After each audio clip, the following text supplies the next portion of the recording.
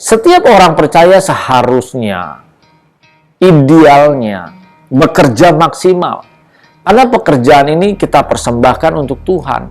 Bapak Ibu Saudara yang bekerja saat ini, ayo menyadari ini adalah berkat Tuhan. Jangan kita sia-siakan.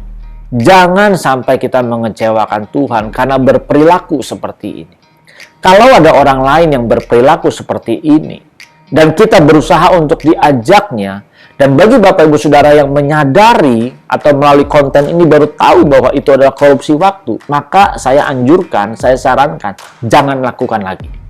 Stop. Karena ini korupsi waktu. Berapa Bapak Ibu Saudara digaji oleh perusahaan? Dan gaji Bapak Ibu Saudara itu apakah layak, apakah pantas dengan waktu bekerja Bapak Ibu, dengan hasilnya, apakah pantas menerima gaji seperti yang sekarang Bapak Ibu terima?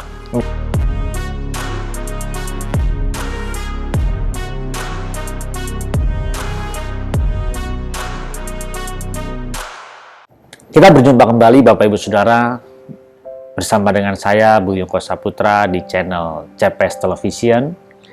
Mari bagi Bapak Ibu Saudara yang baru pertama kali mengunjungi channel ini, dukung saya dengan klik tombol subscribe, klik gambar loncengnya, lalu pilih semua notifikasi agar setiap ada video-video yang terbaru, Bapak Ibu Saudara dapat menerima pemberitahuannya.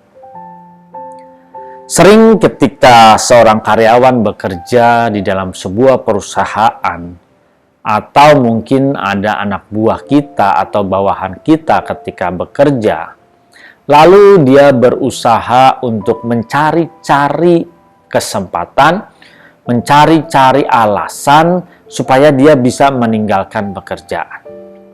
Sering saya mengamati tidak sedikit ada orang-orang yang selalu alasannya, ayo kita belum lama nih, apalagi ketika dia mungkin berada di dalam sebuah organisasi yang ada di perusahaan tersebut, lalu dia berkumpul dengan teman-temannya, ayo kita sudah lama nih nggak kumpul-kumpul, kita nggak ngopi-ngopi, kita nggak lakukan meeting, dan dia akhirnya kumpul-kumpul. Ayo atur dong waktunya buat undangan supaya kita bisa kumpul nih, ngopi bareng, kita bisa kongko-kongko. Nah, akhirnya dengan kesepakatan mereka membuat hal tersebut, mereka membuat izin dia untuk kongko-kongko dengan alasan meeting, pertemuan, dan segala macamnya.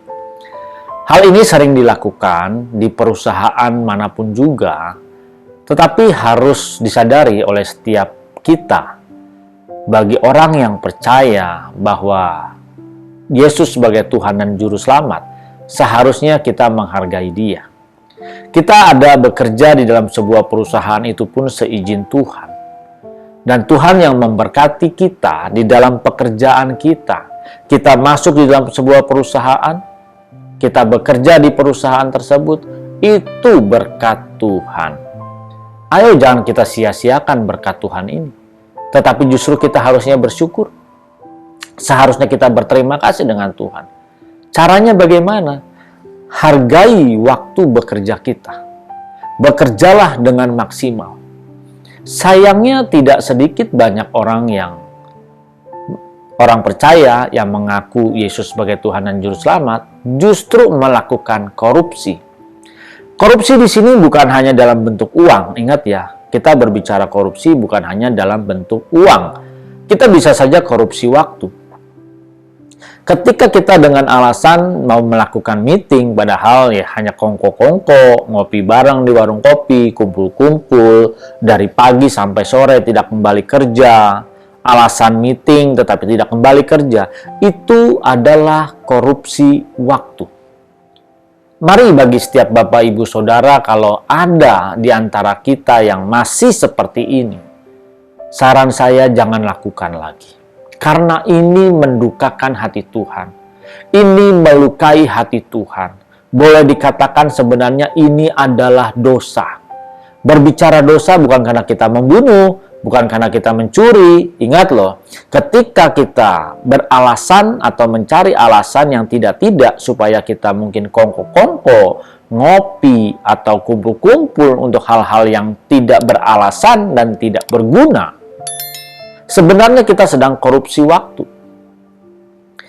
Kenapa saya katakan korupsi? Karena kita berusaha menghindari pekerjaan, berusaha untuk kumpul-kumpul. Seharusnya kita berjuang menyelesaikan pekerjaan setiap kita. Nah, setiap orang percaya seharusnya, idealnya, bekerja maksimal. Karena pekerjaan ini kita persembahkan untuk Tuhan.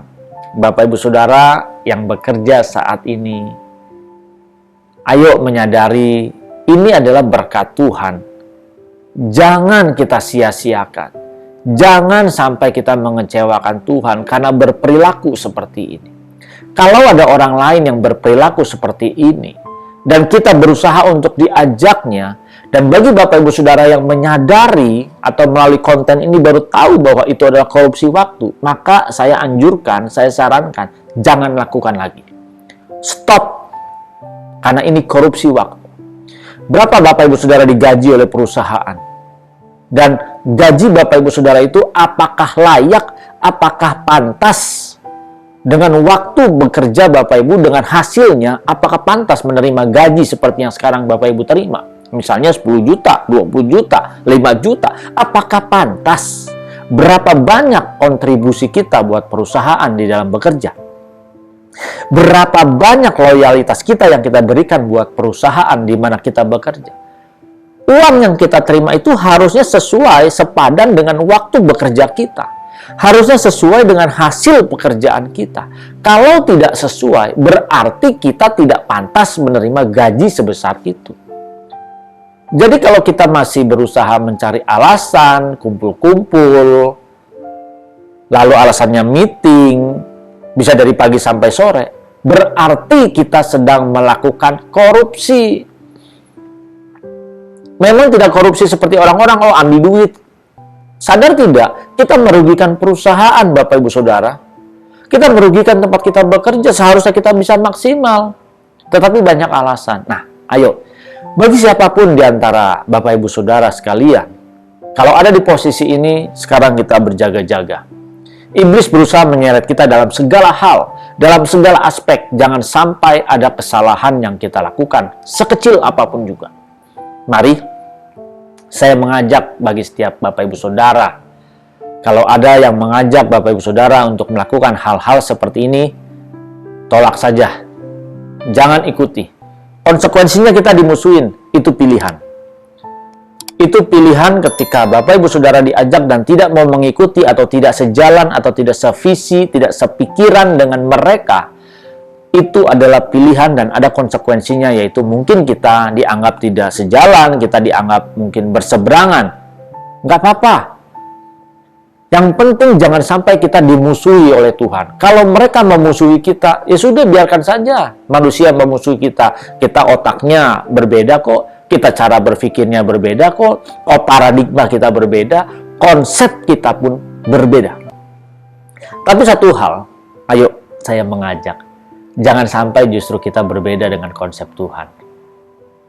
Kita merenung. Bapak Ibu Saudara, ketika bekerja ini semua harus kita pertanggungjawabkan loh nanti di hadapan Tuhan. Saat kita mati kita harus mempertanggungjawabkannya. Jadi jangan berkorupsi dalam hal apapun. Ketika kita mengambil pulpen di kantor, kita bawa pulang saja, itu kita sudah korupsi. Ingat loh, hal-hal sekecil ini itu kita korupsi. Jadi ayo Bapak Ibu Saudara, jagalah hidup kita. Dari hal-hal yang sepele kelihatannya, dari segi waktu, peralatan alat tulis kantor yang kita bawa pulang, kita gunakan, itu kita korupsi. Mari kita memberikan waktu hidup kita. Perusahaan ini juga milik Tuhan. Tempat kita bekerja pun milik Tuhan. Dan kita ada di dalam sebuah perusahaan, itu pun seizin Tuhan. Mengucap syukurlah dalam segala hal. Lakukanlah kebajikan, berbuatlah kebaikan, bekerjalah semaksimal mungkin, berikan loyalitas kita di mana Tuhan percayakan Bapak Ibu Saudara ada di tempat itu. Dan biarlah Bapak Ibu Saudara menjadi saksi Tuhan, terang Tuhan, di mana cahaya Tuhan memancar di setiap tempat kita berada dan dipercayakan. Mari bagi Bapak Ibu Saudara yang diberkati, jangan lupa berikan tanda like, silakan tinggalkan komentar di kolom komen, Dan bagi yang belum pernah mengklik subscribe, ayo dukung saya dengan klik subscribe, klik gambar loncengnya, pilih semua notifikasi, supaya setiap video-video yang terbaru Bapak Ibu Saudara dapat menerima pemberitahuannya. Tuhan memberkati, salam transformasi.